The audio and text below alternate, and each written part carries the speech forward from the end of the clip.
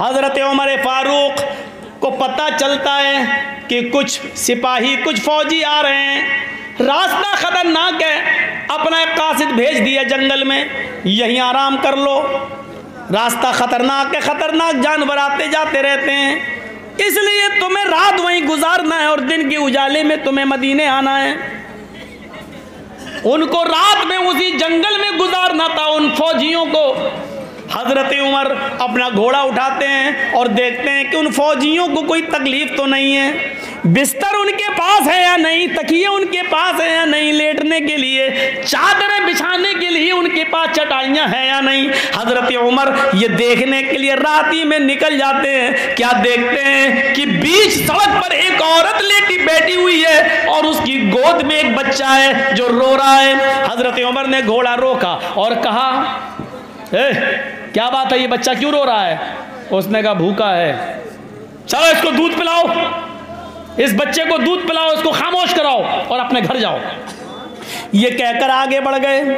फौज का मुआयना करके और उनका की देखरेख करके जब वापस लौटे, काफी देर के बाद जब वापस लौटे तो क्या देखते हैं, उसी जगह पर वो औरत अभी तक बैठी हुई है और उसका बच्चा रो रहा है।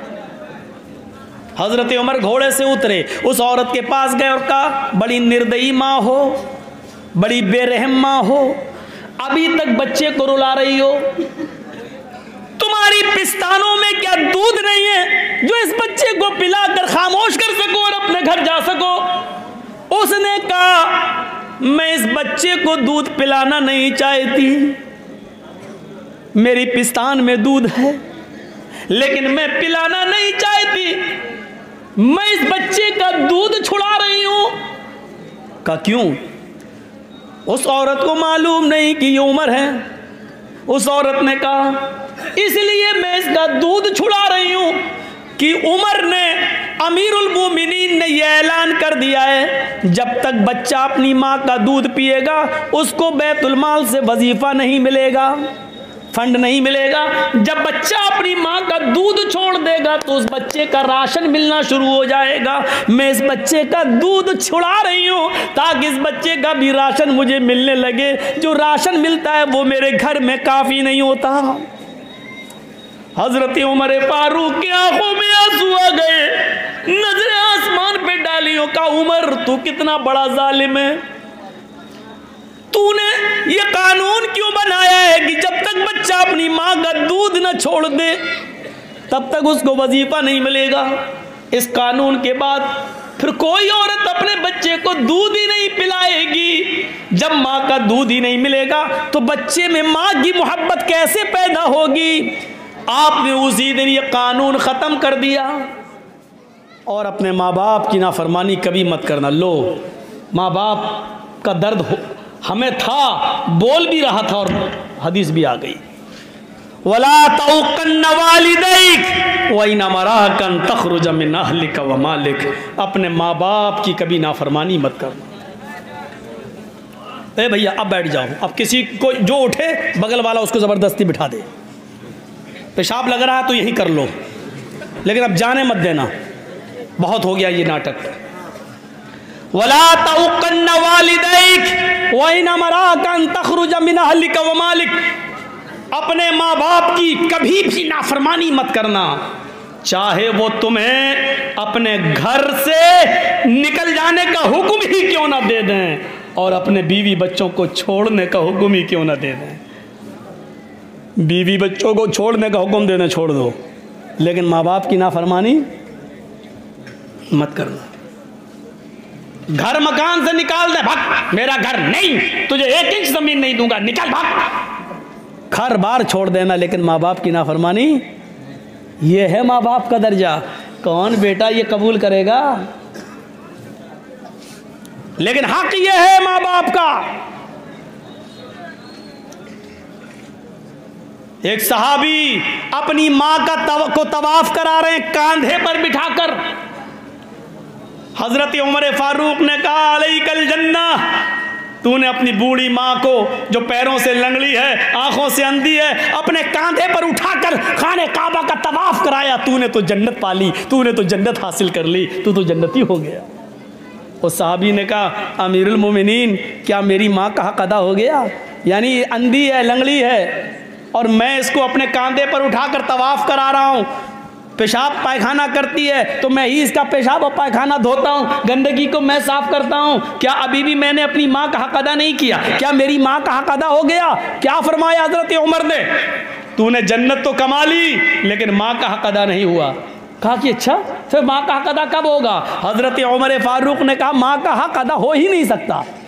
कहा कि कुछ नहीं, इतना काम मैं कर रहा हूँ, गंदगी, गलाजत, नापाकी, पेशाब पायखाना सब मैं धो रहा हूँ और अपनी माँ को कांधे पर बिठाकर तवाफ कर रहा हूँ, क्या अभी भी मेरी माँ का हक अदा नहीं हुआ? हजरत उमर ने कहा नहीं, जब वो तुझे पैदा कर रही थी, जब वो तुझे अपने पेट से जन रही थी और वो चीख रही थी दर्द की वजह से, उसके मुंह से जो पहली चीख निकली थी दर्द की वजह से, तुझे पैदा करते हुए दर्द ज़े होता है औरत को बच्चे की पैदाइश पर, तो जो वो दर्द हो रहा था और उस दर्द में तेरी माँ जो चीखी थी, पहली चीख उसके मुंह से निकली थी, अभी तो तूने अपनी माँ की उस पहली आह का भी हक अदा नहीं किया। तुम अपनी माँ की पूरी जिंदगी की हक की बात करते हो, नहीं किया। उसने कहा बस बस बस अमीरुल मोमिनीन, अब मैं समझ गया कि अपनी माँ का ज़िंदगी भर खिदमत करके भी हम हक अदा नहीं कर सकते। जब अब तक मैंने अपनी माँ की पहली चीख का हक अदा नहीं किया तो हम अब क्या करेंगे? नहीं कर सकते। ठीक है, हम जो करना होगा करेंगे। माँ के मकाम को और बाप के मकाम को पहचानो। जब मामून रशीद का इताब आया तो एक बाप एक बेटा दोनों गिरफ्तार कर लिए गए। बेटा का नाम है फजल बरमकी और उसके बाप का नाम है याहिया बरमकी। फजल बरमकी और याहिया बरमकी दोनों को मामून रशीद ने गिरफ्तार करके जेल में डाल दिया। बड़े नेक थे ये दोनों बाप बेटे, लेकिन बाप बूढ़ा था, सर्दियों के दिन थे, बाप को फजर की नमाज़ पढ़ने के लिए उठना था तो ठंडे पानी से वज़ू बनाने में उसको तकलीफ़ होती थी। जेल में गर्म पानी का कोई इंतज़ाम नहीं था, तो जेल के अंदर बेटे ने सोचा कि मैं अपने बाप को गर्म पानी कैसे दूं। जेलर से बात की, उसने मना कर दिया, हमारे यहाँ कोई अलग से किसी के साथ अलग इम्तियाज़ नहीं बरता जाएगा, सारे कैदी बराबर हैं, गर्म पानी का कोई इंतज़ाम नहीं। तांबे का लोटा था फजल बरमकी के पास। ईशा की नमाज़ पढ़ने के बाद उस लोटे में फजल बरमकी पानी भर लिया करते थे और अपने बाप को सुला दिया करते थे ईशा के बाद। फिर उस पानी के तांबे के लोटे में जो पानी भरा होता था, उस पानी के लोटे को, उस तांबे के लोटे को अपने पेट से लगा लिया करते थे, ताकि पेट की गर्मी से रात भर ये लगा रहेगा तो सुबह तक कुछ तो इस पानी में गर्मी आ जाएगी, थोड़ी ही बहुत सही, कुछ तो गर्मी आ जाएगी। जब फजर की अजान की आवाज़ आती थी तब फजल बरमकी उस पेट से गर्म किए हुए पानी को उठाते थे और अपने अब्बू से कहते थे जल्दी से वज़ू बना लो। गौर कीजिए, अपने बाप के लिए वज़ू का पानी, गर्म पानी देने के लिए रात भर वो जागा करते थे कि कदरे गर्म पानी हो जाए थोड़ा बहुत ही सही, लेकिन मेरे बाप को तकलीफ ना होने पाए। बाप का इस तरीके से उन्होंने हक अदा किया। और सच तो यह है कि इतना कुछ करने के बावजूद भी बाप का हक अदा नहीं हुआ। माँ को पहचानो और बाप को पहचानो। हज़रत इब्राहीम अलैहिस्सलाम जब अपने बेटे इस्माइल से मिलने गए तो वो शिकार खेलने गए थे। इस्माइल की बीवी ने जब दरवाज़ा खोला तो नहीं जानती थी ये सामने मेरे ससुर हैं, इब्राहीम मेरे शौहर के बाप हैं, वो नहीं जानती थी। पूछा इस्माइल कहाँ गए? कहा वो तो जंगल में गए शिकार खेलने। अच्छा कब आएंगे? शाम को आएंगे। कहा देखो मैं शाम तक तो इंतज़ार नहीं कर पाऊँगा। अच्छा ये बताओ तुम्हारे घर का गुजर बसर कैसा चल रहा है? कहती बहुत बुरा। का क्यों? का सुबह खा लो तो शाम को भूखा सोते हैं और शाम को खा लो तो सुबह भूखे उठते हैं, हालात ही अच्छे नहीं है घर के। इब्राहीम अलैहिस्सलाम ने कहा ठीक है, इस्माइल जब घर पे आ जाएं तो उनसे कह देना कि एक बुज़ुर्ग आदमी आया था और उसने तुम्हें सलाम कहा है और साथ में ये भी कहा है कि तुम्हारे घर की चौखट ठीक नहीं है, चौखट बदल लो। चौखट समझते हैं ना, दरवाजे पे जो चौखट होती है, अपने घर की चौखट बदल लो। इस्माइल अलैहिस्सलाम की बीवी कहती है बुढ़ा सटिया गया, चौखट तो ठीक है, गर्मियों में हवा आती है, सर्दियों में धूप आती है, इससे अच्छी चौखट कहाँ होगी? और बुढ़ा कह रहा है चौखट ख़राब है, चौखट बदल लो। इब्राहीम अलैहिस्सलाम तो चले गए, इस्माइल अलैहिस्सलाम जब शाम को घर पे आए तो पूरी बात बताई बीवी ने। एक बुढ़ा आया था कि अच्छा, क्या उसने तुम्हें सलाम कहा? सलाम कहा। वो समझ गए कि मेरे बाप थे। अच्छा, और क्या कहा? क्या उन्होंने पूछा घर की गुजर बसर कैसी चल रही है? मैंने कह दिया बहुत बुरी। ओह, सुबह खा लो तो शाम को नहीं, शाम को खा लो तो सुबह नहीं। ओह मेरी बीवी, ये तुमने गलत किया। कहा क्या गलत किया? जैसे हालात देख रही हूँ वैसे बता दिया मैंने सोचा शायद बुढ़ा कुछ लाया हो दे देगा। कहा और कुछ कहा और कुछ बहकी बहकी बातें कर रहा था, सटिया गया था वो। कहा क्या बहकी बहकी बातें की? कहा उसने बहकी हुई बात ये की, कहने लगा घर की चौखट सही नहीं है, घर की चौखट बदल दो। इस्माइल अलैहिस्सलाम ने हाथ मारा सर पे, कहा मेरी बीवी वो मेरा बाप था, और तुमने ये जो कह दिया कि घर का हाल अच्छा नहीं है, सुबह खा लो तो शाम को नहीं मिलता, शाम को खा लो तो सुबह नहीं, ये तुमने अल्लाह ताला की नाफरमानी की है। तुम्हें ये कहना चाहिए था कि अल्लाह का शुक्र, अल्लाह ने मुझे जिस हाल में रखा है हम हर हाल में खुश हैं, तुम्हें ये कहना चाहिए था, लेकिन तुमने ये जुमले नहीं कहे। इसलिए मेरे बाप ने कहा घर की चौखट ठीक नहीं है, बदल लो। चौखट का मतलब यह है कि तुम्हारी बीवी ठीक नहीं है, उसको तलाक दे दो, और नेक अल्लाह वाली किसी नेक बंदी से तुम निकाह करो। ये चौखट जो अल्लाह की नाफरमान है, नाशुक्री है, ये औरत जब तुम्हारे पास रहेगी तो तुम भी नाशुक्रे बन जाओगे। हाय मेरी बीवी, तुम मुझे बहुत प्यारी हो, लेकिन मेरे अपने बाप की नाफरमानी नहीं कर सकता। मेरे बाप ने चौखट बदलने का हुक्म दिया, इसलिए मैं तुम्हें तलाक देता हूँ। इतनी सी बात कह दी थी कि सुबह खा लो तो शाम को नहीं मिलता, शाम को खा लो तो सुबह नहीं, तो इब्राहीम अलैहिस्सलाम ने तलाक दिलवा दी थी इस्माइल से। आजकल की औरतें सोचें अपने शौहरों से क्या क्या कहती हैं। कब से फेयर एंड लवली नहीं आई, कब से क्रीम नहीं मिल रही है तुम्हारे घर में, जब से आई हूँ कभी आराम नहीं मिला है, जब देखो रोते रहते हो, जब देखो शिकायत करते रहते हो। मेरी सहेलियों को देखो शादी में कितने अच्छे अच्छे कपड़े पहन के जाती हैं, यही एक कपड़ा 6 महीने से पहन रही हूँ। कितनी नाफरमानी करती हैं ये। अगर देखा जाए तो ये तो रोज तलाक की मुस्तहिक हैं। देखा जाए इतनी नाफरमानी करती हैं कि इनको रोज तलाक दी जाए, लेकिन रोज तलाक देना नहीं। रोज क्या, कभी मत देना। अब तो कानून भी बन गया, थोड़ा बर्दाश्त करना पड़ेगा। औरत पिछली से पैदा हुई है। अल्लाह के नबी सल्लल्लाहु अलैहि वसल्लम ने फरमाया कि औरत आदम अलैहिस्सलाम की पिछली से पैदा हुई। फ़इन्ना खुलिक़त मिन ज़िलाइन, औरत को आदम की बाएं पिछली से पैदा किया गया है। व इन्ना अअवज मा फ़ि ज़िलाई अअवज, और पिछलियों आलाहू, इन अअवज मा फ़ि ज़िलाई आलाहू, और पिछलियों में सबसे ऊपर वाली पिछली सबसे टेढ़ी होती है। ये पिछली ऊपर वाली टेढ़ी होती है, ऐसी। जब आप इसको निकालेंगे काट के तो ये पिछली ऐसे निकलेगी, ये ऐसे। आप इसको सीधा करोगे नहीं होगी, करिए ऐसे करेंगे आप, इतनी होगी बस, और जो और करेंगे टूट जाएगी, सीधी नहीं होगी। अल्लाह के नबी ने फरमाया कि फ़इन ज़हबता तुक़ीमुहु कसरतहु, अगर तुम उसको सीधा करने जाओगे तो टूट जाएगी। मतलब समझ रहे हो क्या है? मतलब यह है कि औरत पिछली से पैदा हुई है, जैसे पिछली टेढ़ी होती औरत भी टेढ़ी रहेगी। पिछली सीधा करोगे तो टूट जाएगी, औरत को पूरी तरह सुधारोगे तो सुधरेगी नहीं, तलाक ले लेगी लेकिन सुधरेगी नहीं, टूट जाएगी। यानी वो सोचे हट तलाक हो जाए, लेकिन हम औरत पूरी तरह सुधर ही नहीं सकती। बुरा ना माने हमारी माँ बहनें, हम क्या करें? अल्लाह के नबी ने कहा औरत पूरी तरह नहीं सुधर सकती, इसलिए टेढ़ा ही रहने दो और उसके टेढ़ेपन को बर्दाश्त भी करो। अल्लाह के रसूल ने आपसे कहा है, ये नहीं कहा ज़बरदस्ती सीधा करो, क्योंकि अगर ज़बरदस्ती सीधा होने वाली होती तो अल्लाह के नबी कह देते सीधा करो, लेकिन ज़बरदस्ती सीधा करोगे तो सीधी तो होगी नहीं, टूट जाएगी। तो ज़बरदस्ती सीधा करने से भी अगर टूट रही है, तलाक हो रही है और बच्चे आपके अलग अलग हो रहे हैं, तो ये सूरत मत आने दो, कुछ चीज़ें बर्दाश्त कर लो। और कुछ चीज़ें अच्छी भी होती हैं औरत के अंदर।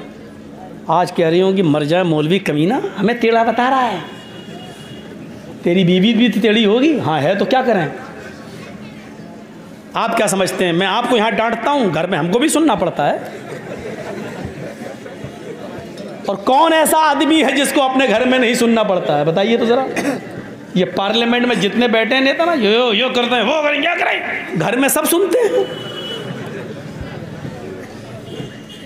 सबको सुनना पड़ती है अपने, बल्कि इन नेताओं की, इनकी बीवियां जितनी निगरानी करती किसी की नहीं करती। बार बार पूछते हैं कहाँ हो, उनको मालूम है ये नेता है ना, किसी और के साथ ना लगा हुआ हो, इसलिए बार बार पूछती कहाँ हो कि नहीं साहब ये पान वाले की, अच्छा मेरी बात कराना जरा। बड़ा अजीब हाल है, शक है, अच्छा मैं फला की दुकान पे हूँ, जरा जूता खरीद रहा हूँ, अच्छा जरा जूते वाले से मेरी बात कराना। जूते वाला फ्री में मजे ले रहा है, अरे बीवी तेरी नेता की, मैं बात करने का मुझे मिल रहा है। अजीब अजीब सूरत हालें पैदा हो गई, निगरानियां हो रही हैं, सबको सुनना पड़ती है। हजरत उमर फारूक के पास एक सहाबी आए अपनी बीवी की शिकायत लेकर, दरवाजा खटखटाया, सोचा घर के अंदर है, वो बाहर बैठ गए, अभी निकलेंगे हजरत उमर, बैठ गए वो। थोड़ी देर के बाद क्या देखते हैं, घर में आवाजें आ रही हैं, उनने कान लगाया जो दरवाजे से, तो क्या देख रहे हैं, उमर फारूक की बीवी उमर पे बरस रही हैं। चले जाते हो, बैठे रहते हो खिलाफत में, इधर गए उधर गए, खाना कौन लेके आएगा, पकने को कौन लेके आएगा, बच्चों का क्या होगा, बच्चों की पढ़ाई, बच्चों का खाना पानी, बच्चों के कपड़े लत्ते, क्या है तुम्हें कोई फिक्र है? जब देखो गरीबों की पीछे लगे रहते हो, कौन जरूरतमंद है, दूसरों की जरूरत पूरी कर रहे हो, अपने घर की फिक्र नहीं। हजरत उमर सुन रहे हैं, गर्दन डाले, इसने देखा है ये क्या करेंगे, दूर हमारी शिकायत, हम तो अपनी बीवी की शिकायत लेके आए, ये क्या करेंगे, बोर्ड के चला गया बेचारा, जाने लगा। हजरत उमर फारूक थोड़ी देर के बाद निकले, देखा वो जा रहा है, उसको बुलाया, आवाज लगे, ए मिस्टर इधर आओ। क्या इधर, तुम आए थे? कहाँ, किस लिए? क्या कुछ नहीं, वो अब मैं जा रहा हूँ। अरे तुम कुछ शिकायत लेके आए थे ना? नहीं नहीं नहीं, अब मैं जा रहा हूँ। बताते क्यों नहीं हो? आए थे शिकायत लेके और चल दिए। कुछ बात हो तो बताओ ना, क्या बात है? मैं अमीरुल मोमिनीन हूँ, लोगों का खादिम हूँ, मैं आपके ही काम के लिए बैठा हुआ हूँ, बताओ क्या जरूरत है? कहने लगा, अमीरुल मोमिनीन जिस काम के लिए आया था वो काम आपके बस का नहीं है। मेरे बस का नहीं? कहा वो मैं देख लिया हूँ, अब मुझे जाने दीजिए। कहा हुआ क्या ये तो बताओ। कहा अमीरुल मोमिनीन मेरी बीवी मेरे ऊपर रोज चढ़ जाती है, डांटती है, फटकारती है, उल्टा सीधा बोलती है। मैं अपनी बीवी की शिकायत लेके आया था, लेकिन देख रहा हूं कान लगा के सुना तो आपकी बीवी आपको डांट रही है, उल्टी गंगा बह रही है। तो आप कुछ बोल ही रहे, आप सुन रहे, चुपचाप खामोश बैठे। 22 लाख मुरब्बा मील पर हुकूमत करने वाला भी अपनी बीवी की सुन रहा है। ये तो शुक्र मनाए कि इसकी बीवी है नहीं, वरना आधी परेशानियां दूर हो गई होती। क्योंकि जो आदमी बीवी की परेशानियां सह चुका हो वो आदमी जानता परेशानी क्या है। इसलिए जिसको घर में परेशान करने वाली बीवी नहीं होती वो दूसरों को परेशान करता है। देखना इस जुमले को कैसे एडिट करेंगे लोग, देखिएगा इस जुमले को कैसे बनाए। मौलाना, इस जुमले को जानते हो कैसे लिखेंगे? मौलाना ने मोदी को क्या कहा, इस तरीके से यूट्यूब में डालेंगे। इसी चीज से मुझे डर लगता है, इसलिए न ज्यादा मंत्र पढ़ रहा हूं, न मैं नाम ले रहा हूं किसी का। ये हालत है मेरे साथ।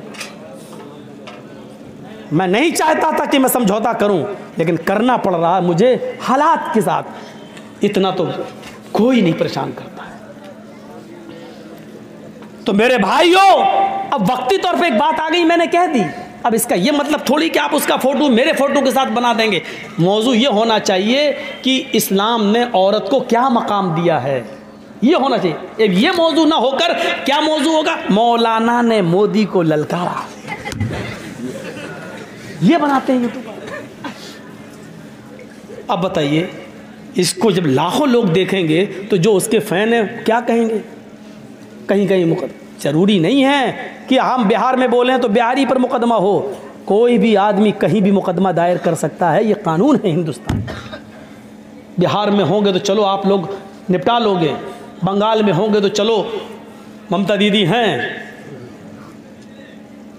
लेकिन कहीं और अगर हो गया और जहाँ बीजेपी की हुकूमत है वहाँ अगर मुझ पर मुकदमा हो गया तो कौन है? कोई नहीं आता साथ। मैंने सबको देखा है। सुनते वक्त मौलाना आप ये नहीं बोले, आज मज़ा नहीं आया, आज उसको नहीं बोले। बहुत कहने वाले मिलेंगे। जब परेशानियां आती हैं और जब कोई जेल में चला जाता है तो कोई साथ नहीं आता है। यकीन मानना, अगर मेरा नहीं उनसे मिलने नहीं जाए, क्यों? CID मेरे पीछे लग जाएगी।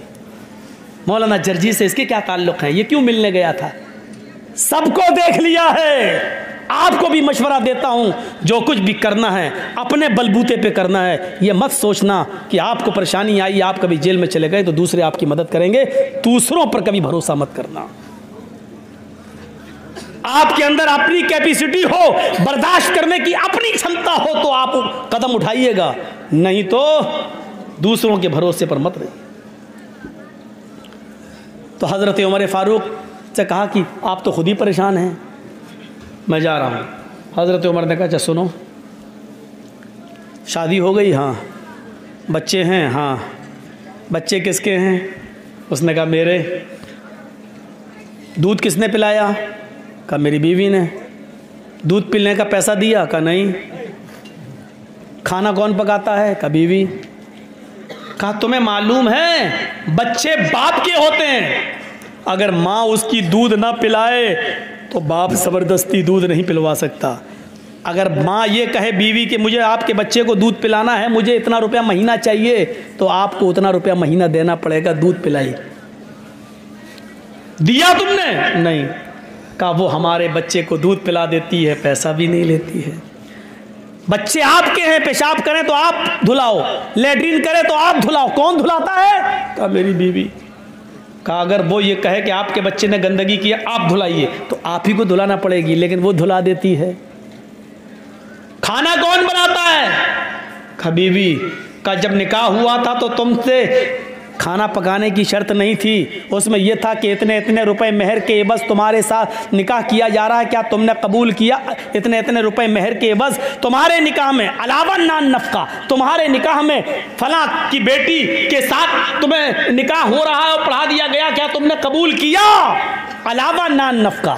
5,000 रुपये महर, 10,000 रुपये महर, अलावा नान नफका, 2 तोले सोना, अलावा नान नफका। ये होता है 4,000 रुपया, 2,000 रुपया महर, सिक्का राइजुल वक्त, अलावा नान नफका। ये लिखा जाता है रजिस्टर पर। अलावा नान नफका का मतलब जानते हो? अलावा यानी 5,000 रुपये ये तो नकद आपको देना पड़ेगा बीवी को जो महर है, अलावा नान नफका। अलावा नान नफके का मतलब रोटी और कपड़ा और खर्चा, कपड़ा खर्चा, दवा, ये सब आपकी जिम्मेदारी है। खाना आपकी जिम्मेदारी है। अगर आपकी बीवी खाना नहीं बनाती है तो आप ज़बरदस्ती नहीं बनवा सकते हो, चल खाना पका, नहीं। वो कह सकती है नहीं हम नहीं पकाएंगे, जाओ क्या कर लोगे। कहने लगा अमीरुल मोमिनीन खाना पकाना बीवी की जिम्मेदारी नहीं है? कहा नहीं। बच्चे अच्छे धुलाना बीवी, ठीक है ठीक है, हमको बता दिया यही ठीक है, कहीं मेरी बीवी को मत बता देना, हम जाके सुन लेंगे थोड़ी बहुत बातें। अगर ये बता दिया तो सर पे चढ़ जाएगी, कल से खाना भी हमें बनाना पड़ेगा, पेशाब पैखाना भी हमें धोना पड़ेगा। हज़रत उमर ने कहा कि जब वो सब कुछ कर देती है तो थोड़ी सुन लिया करो, जाओ थोड़ी सुन लिया करो, इतना भी नहीं सुन सकते हो? कहा नहीं सुन लूँगा, थोड़ी नहीं, अब तो जितनी सुनाएगी उतनी सुन लिया करूँगा। ठीक है आपने मुझे बता दिया, खाना पकाने से तो बेहतर है, पेशाब पैखाना धोने से तो बेहतर है, सुन लूँ, सुनने में क्या जा रहा। ऐसा ही होना चाहिए। अल्लाह के रसूल किस तरीक़े से अपनी बीवी के साथ रहे। नाराज़ हो गई अम्मा आयशा। एक बार अल्लाह के रसूल के पास खजूर आया तो अकेले नहीं खा रहे हैं, आयशा नाराज़ हैं, पहल खुद कर दी, आयशा लो खाओ। अब वो गुस्से में थी, नहीं खाऊंगी, भोग नहीं है, चेहरा फेर लिया। अल्लाह के रसूल उधर से आए, इधर आ गए, आयशा चलो गुस्सा थूको, लो खाओ। यानी उन्होंने चेहरा इधर किया तो अल्लाह के रसूल उठ के इधर आ गए। हम लोग होते और नाराज़ होती हमारी बीवी तो क्या होता? सही बताना। जर्जी साहब ने कहा लो खाओ, अब वो गुस्से में कहते हाँ मैं नहीं खाना, तो हम थोड़ी उधर आएंगे। जैसे चेहरा उधर घुमाया, मुँह पकड़ के खा रही कि नहीं खा रही, नखरे मत दिखा जाता, एक तो मना रहा हूँ तुझे, चल खा ले। हमारा रहन सहन ये है। अल्लाह के रसूल वहाँ जाते हैं, आयशा मोहब्बत का अंदाज देखो। आयशा लो, कायनात का इमाम अपनी बीवी को मना रहा है, और बीवी को मनाने से कोई छोटा नहीं हो जाता है। ये याद रखो, जो लोग ये समझते हैं कि बीवी को मनाने से हमारी शान घट जाएगी, लोग जोरों के गुलाम कहेंगे, उनका रांची के पागल खाने में उनका इलाज करो। जो बीवी को मनाने में ये समझता है कि मेरी शान घट जाएगी, तो माफ करना, तू और शान और शौकत में तू शाहजहां नहीं है, औरंगजेब नहीं है। कायनात का इमाम बीवी को मना रहा है, अल्लाह का प्यारा नबी बीवी को मना रहा है, और अल्लाह के बाद जिसका मकाम और मर्तबा सबसे बड़ा हो वो अपनी बीवी को मना रहा है। लो खाओ आयशा, गुस्सा थूको। उन्होंने फिर इधर चेहरा कर लिया, मैंने कहा ना कि मुझे भूख नहीं लग रही है, फिर चेहरा इधर आ गए। अब गले में हाथ डाल लिया, सर पे, आयशा नहीं, चलो मुंह खोलो। अब आप ये भी नहीं कह रहे लो, अब आप क्या कह रहे हैं, मुंह खोलो, चलो कुली बिस्मिल्लाह, चलो अल्लाह का नाम लेकर खाओ। हजरत आयशा भी जानती थी कि ज़्यादा नहीं कहलवाना चाहिए, 1-2 बार हो गया, 3 बार से ज़्यादा होना भी नहीं चाहिए, तो वो भी अब मान गई, लेकिन तंज भरा जुमला फिर भी कह दिया, लो चलो मुंह खोलो, कुली बिस्मिल्लाह, अल्लाह का नाम लेके खाओ। ऐसा लग रहा है जैसे इससे पहले मैं अपने बाप का नाम लेके खाती थी। खा लिया, हंसने लगी, दोनों मुस्कुरा दिए। शैतान इसी चीज़ से जलता है कि मियाँ बीवी में हमने आग लगाई और ये एकदम मन गए। शैतान को सबसे ज़्यादा तकलीफ़ तब होती है। अब अल्लाह के रसूल कहते नहीं खा रही, मर भूखी, हट, तो क्या होता, वो उधर टेढ़ी तो है ही औरत जात, और हम और छोड़ देते तो तलाक पे नौबतें आ जाती हैं। तो तलाक पे नौबतें नहीं आने दीजिए मेरे भाइयों, मनाओ। अल्लाह के रसूल अपनी बीवी के साथ जब चल रहे हो, कोई नहीं है, एक बाग, एक जंगल से गुजर हो रहा है, बाग से, हदीका, गार्डन से, तो अल्लाह के रसूल ने, हज़रत आयशा ने कहा अल्लाह के नबी चलो जरा दौड़ते हैं, कौन आगे निकल जाए। अल्लाह के नबी दौड़े, हज़रत आयशा दौड़ी, दोनों दौड़े, आयशा आगे निकल गई, अल्लाह के नबी पीछे रह गए। हज़रत आयशा कहती हैं, आयशा अल्लाह के नबी आप तो हार गए, मैं जीत गई, मैं कामयाब हो गई, मैं जीत गई। आपने कहा जी कोई बात नहीं, आप जानते हैं बीवी जीती तब भी मेरी खुशी, मैं जीतता तब भी मेरी खुशी, लेकिन बीवी जीत गई, उसको खुशी हो रही तो होने दो। आय हाय हाय, 3-4 साल के बाद फिर उसी रास्ते से गुजर हो रहा है। अल्लाह के नबी ने कहा आयशा कुछ याद आया? हाँ आया, यहाँ हम लोग 4 साल पहले दौड़े थे। हाँ, हज़रत आयशा कहती चलिए फिर दौड़ लगाते हैं, देखें कौन आगे निकल जाए। फिर दौड़े, अब अल्लाह के नबी आगे निकल गए, आयशा पीछे रह गई। औरत को खुशी होती है तो गुस्सा भी बहुत जल्दी आता है, ये फितरत है औरत की। अल्लाह के नबी ने कहा क्या हुआ? कुछ नहीं। अच्छा वो पीछे रह गई इसलिए ना। आपने कहा आयशा देखिए, समझ गए, शौहर वो होता है जो अपनी बीवी का चेहरा पढ़ ले, समझ गए, आज बेचारी पीछे रह गई है इसलिए तकलीफ़ हो रही है। आपने कहा आयशा पहले तुम क्यों आगे निकली थी मालूम है? कहा क्यों? कहा पहले तुम पतली दुबली थी,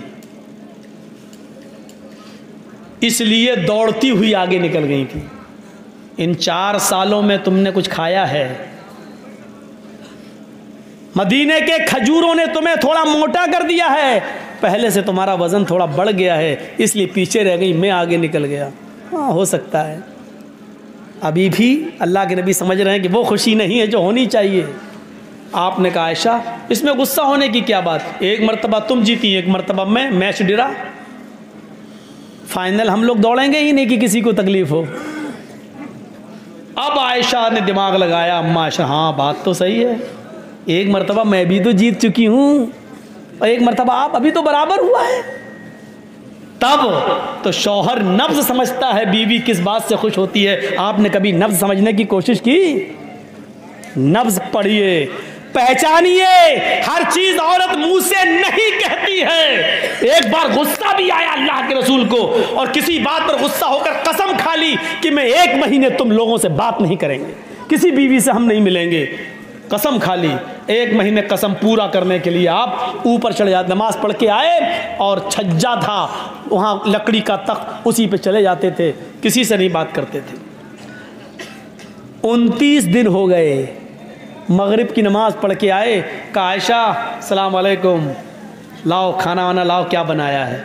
हज़रत आयशा खाना लेके आई, लेकिन 29 दिन के बाद फिर तंज मार रही हैं। क्या कह रही हैं? अल्लाह के नबी जी, आपने तो 1 महीने की कसम खाई थी, आज तो 29 ही दिन हुए हैं, सब्र नहीं हुआ। ये औरत की फितरत है, वो कुछ ना कुछ कहेगी, और मर्द की फितरत ये होनी चाहिए कि उसको अपनी औरत की सुनना चाहिए। देखिए हम कितनी अच्छी बात बता रहे हैं आपको, यहाँ से सीखिए। अल्लाह के नबी से क्या कहा हज़रत आयशा ने, आज तो 29 ही दिन हुए हैं, मगरिब के बाद आ गए, खाना लाइए। आपने तो 1 महीने की कसम खाई थी कि मैं बात नहीं करूँगा, सब्र नहीं हुआ, 29वें दिन बोले। तो अल्लाह के रसूल ने ऐसा जवाब दिया, आयशा चुप हो गई। आपने कहा आयशा महीना 29 का भी तो होता है, और देखो चांद हो गया है, यानी महीना खत्म।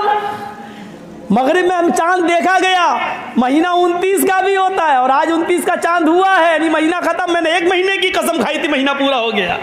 अच्छा चांद हो गया। हाँ, ये है मियाँ बीवी के दरमियान ताल्लुकात। मेरे भाइयों, इनको बिगड़ने मत दीजिए।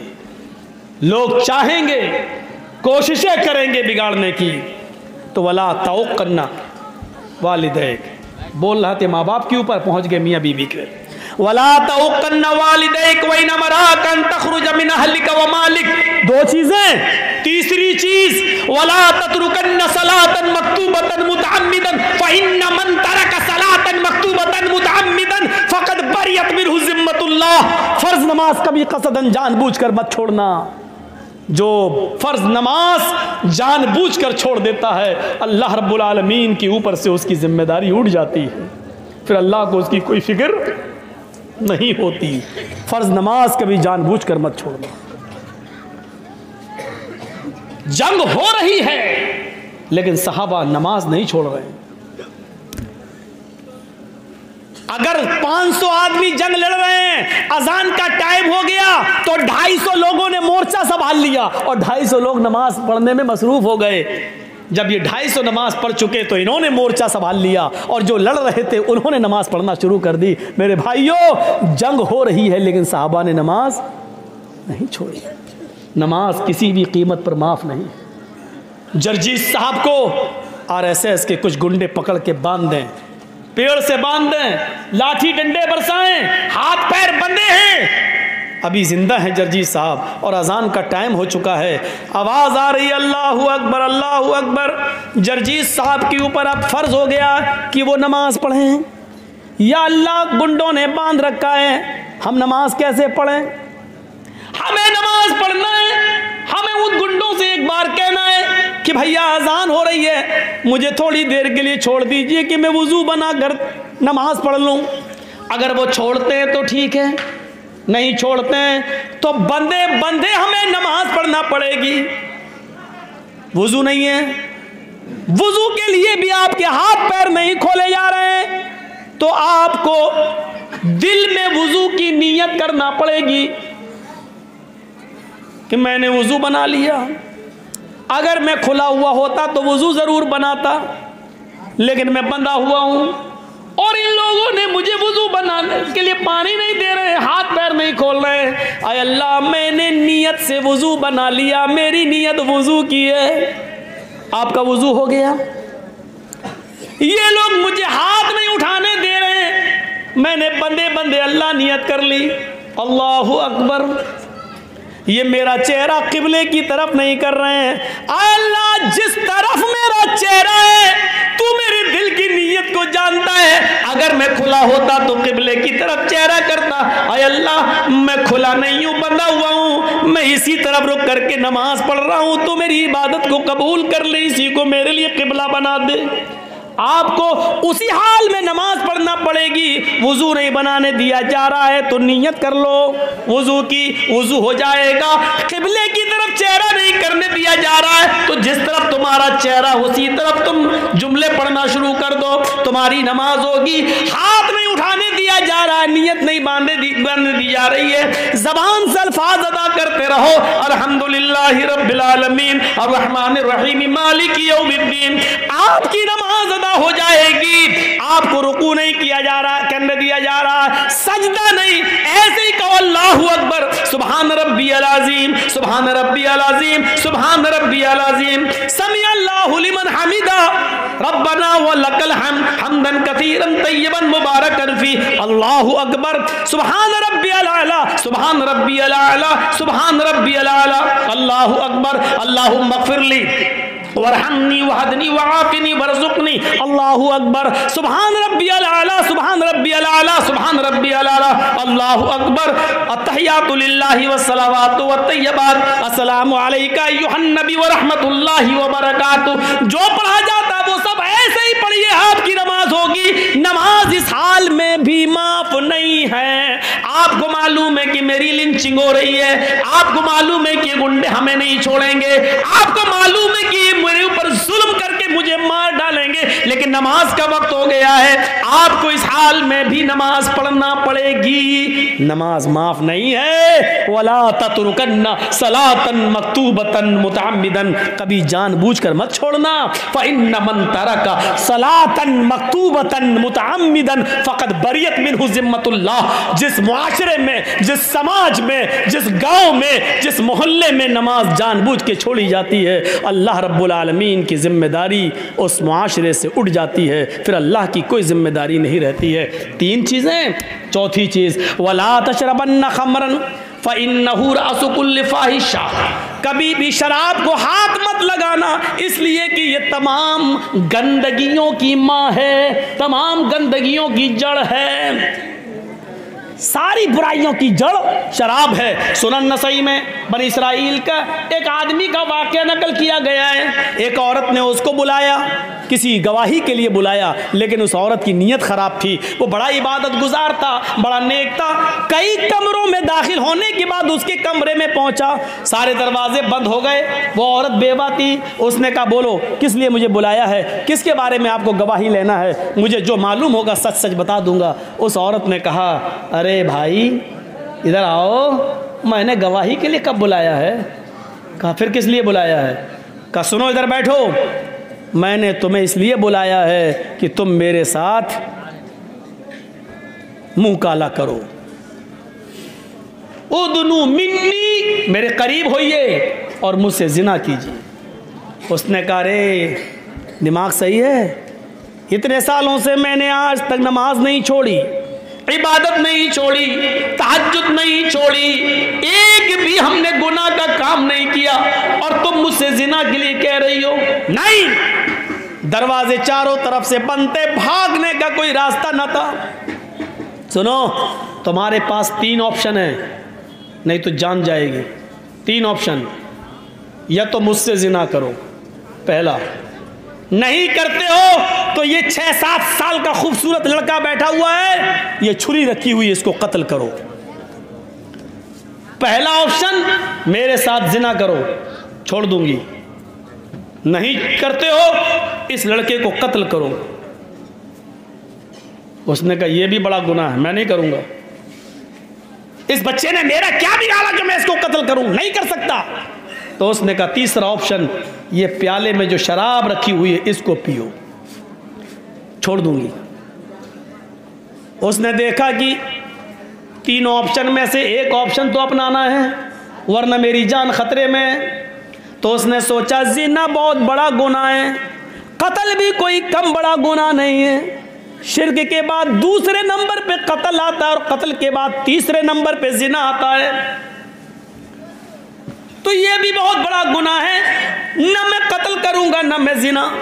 शराब पीना भी गुनाह है, मैं शराब नहीं पीना चाहता, लेकिन जान बचाने के लिए ये ऑप्शन उसने दिया है, तो मजबूरी है, शराब पी लेता हूं, कम से कम जिना और कत्ल से तो कम गुनाह है। और उसने शराब उठाई और पी ली। पहले प्याले में ही गुनूदगी आ गई। उस औरत ने एक और प्याला पिला दिया, लो पियो। नहीं तो हम छोड़ेंगे नहीं। गड़ गड़ गड़ गड़ गड़, दूसरा भी पी गया। उसने तीसरा भी पिला दिया और उसके बाद उसने छुरी दी, पकड़ो इसे, मारो इसको, मारो इसको। बच्चे को भी कत्ल कर दिया। फिर उस औरत ने उसको पकड़ा, उसके कपड़े उतारे, अपने भी उतारे, जिना भी कर लिया। सुनन नसई के अल्फाज हैं हदीस की किताब के कि उस आदमी ने शराब पी और शराब ने उसको तीनों गुनाह करने पर मजबूर कर दिया, यानी कत्ल भी करवा दिया और जिना भी करने पर मजबूर कर दिया।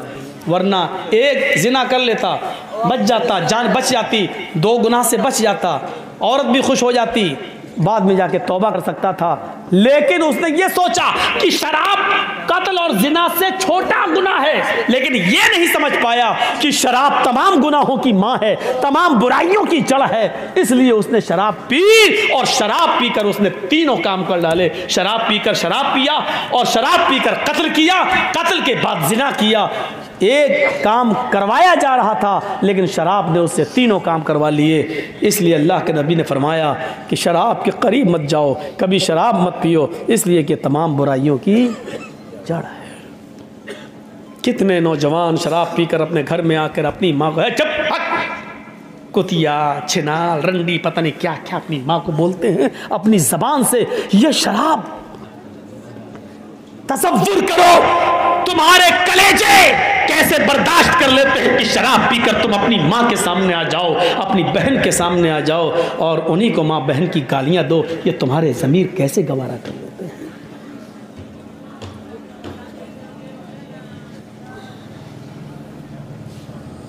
वला तशरबन्न खमरन फइन्नहु रासु कुल्लि फाहिशतिन, चौथी चीज़ है ये।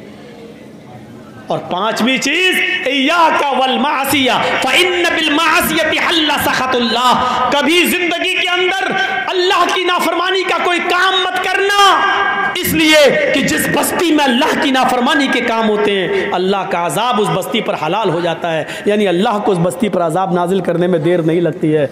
नाफरमानी के काम हो रहे हैं ना, इसलिए बारिश रोक दी जाती है। जब नाफरमानी के काम ज़्यादा होते हैं तो गाँव से बरकतें उठा ली जाती हैं। जब नाफरमानी के काम ज़्यादा होते हैं तो जालिम हुक्मरान हमारे ऊपर मुसल्लत हो जाते हैं। आज हम रो रहे हैं, चीख रहे हैं, चिल्ला रहे हैं, ऐसा कभी जिंदगी में नहीं हुआ। इस तरीके की हमने कभी दिन नहीं देखे। आज ये दिन क्यों देखना पड़ रहे हैं? ये तो अल्लाह के नबी ने फरमाया था, अमालुकुम व मालुकुम, जैसे तुम अमल करोगे वैसे हम तुम्हारे ऊपर हुक्मरां बिठा देंगे। हमारे अमल अच्छे होते तो अच्छे लोग हमारे ऊपर हुकूमत करते, हमारे अमल बुरे हैं इसलिए बुरे लोगों को अल्लाह ताला ने हमारे ऊपर मुसल्लत कर दिया है। जिस बस्ती में अल्लाह की नाफरमानियां ज़्यादा होती हैं उस बस्ती पर अल्लाह का अजाब हलाल हो जाता है। अल्लाह रब्बुल आलमीन उस बस्ती पर अजाब नाजिल कर देता है। डरो, इन 5 चीज़ों को अपने जहन में रखो। शिरक ना करना, माँ बाप की नाफरमानी मत करना, फ़र्ज़ नमाज कभी कसदन जानबूझकर मत छोड़ना, शराब मत पीना और अल्लाह की नाफरमानी का कोई काम मत करना। 5 चीज़ें मैंने इख्तिसार के साथ बताई हैं, 5 रह गई हैं, फिर कभी किसी दूसरे मौके पर पूरा करूँगा क्योंकि 3 बजने वाले हैं और मैं 2 घंटा पौने 2 घंटे से ज़्यादा नहीं बोलता हूँ। तो हम अल्लाह ताला से दुआ करते हैं कि बार इलाह तो हमारी ख़ताओं को माफ़ फरमा दे, हमारे गुनाहों को बख्श दे, हम जमीय मुसलमानों पर रहम फरमा। बार इलाह हम तमाम मुसलमानों के अंदर इस्लाम पूरा पूरा दाखिल फरमा दे। बार इलाह हमें इस्लाम के अंदर जिन चीज़ों से इस्लाम ने हमें रोका हमें उससे रोकने की तौफीक अता फरमा। जब तक हमें ज़िंदा रख, इस्लाम पर ज़िंदा रखना, जब हमारा ख़ात्मा हो तो ईमान पर हमारा ख़ात्मा फरमाना। वमा अलैना इल्लल बलागुल मुबीन व आखिरु दावाना अनिल हम्दुलिल्लाहि रब्बिल आलमीन।